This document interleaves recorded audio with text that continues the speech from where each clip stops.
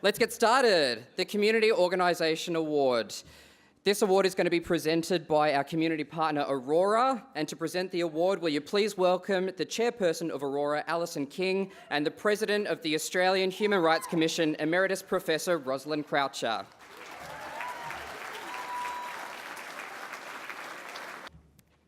Good evening, everyone. I'm delighted to be here to represent Aurora to present this award again for another year. I was thinking about the relevance of this award, and I think with the current debate that's going on in this country, I think it reminds us more than ever that we really need each other. Over the last month, we've had to hear people say some pretty atrocious things about us, and it's been a pretty difficult time. But as a result, I think it's put our community service organisations under some really enormous pressure. But I think it's at a time like this that we need to say to our community in our loudest voices that we love you, we support you, and we celebrate you.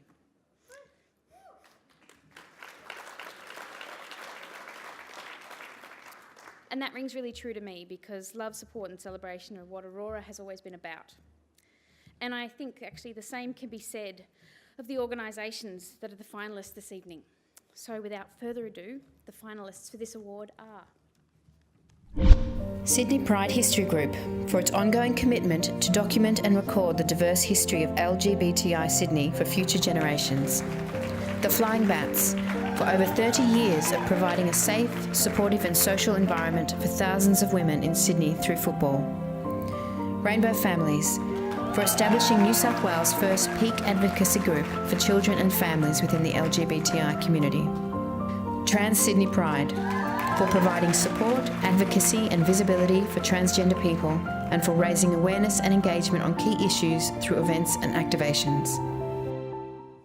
I have the envelope, but before I announce the winner, I just wanted to say this is my first proper gig in my new role.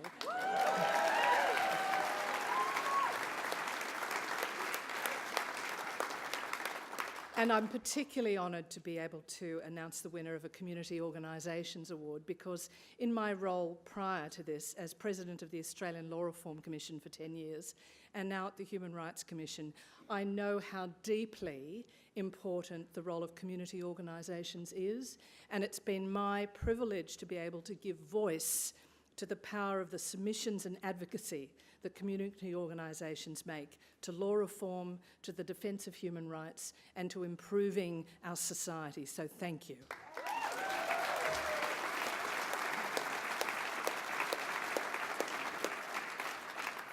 And the winner is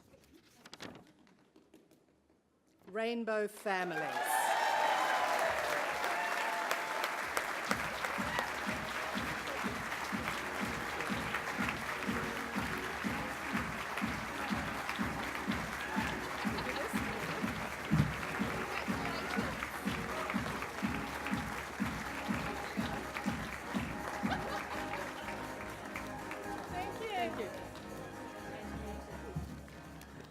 Wow, how exciting.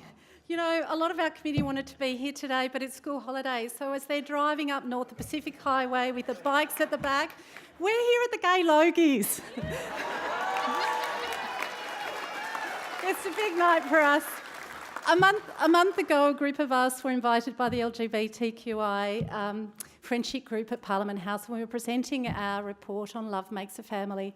And that same week, on that Sunday, we had 22 prospective parents coming to the antenatal class, gay, lesbian, trans parents coming with a hope and waiting for a baby and being part of a wonderful service. And those two things, examples, capture the sort of things that Rainbow Families does best, advocating and providing a voice for families and for children, and also providing practical support and help. We say one thing all the time, and that is love makes a family. Whether you're a lesbian retired couple with your 3 kids or a bunch of friends that have celebrated a lot of Mardi Gras parties and still celebrate every Christmas, some couples who are bravely living with their mother-in-law, or 2 gay dads with a baby girl. Love makes a family, and our community knows that more than anyone. I am really proud of the work that we do, and I want to acknowledge that we don't do it alone. There's so many people here today who have partnered with us and have made lots of our projects and our supports and the resources that we put together possible, and I really want to thank you. Today, and especially at this time more than ever, I want to acknowledge our LGBTQI elders and those that faced fear and forged a path for us. I'm really grateful for them and grateful to all of you. Love and gratitude.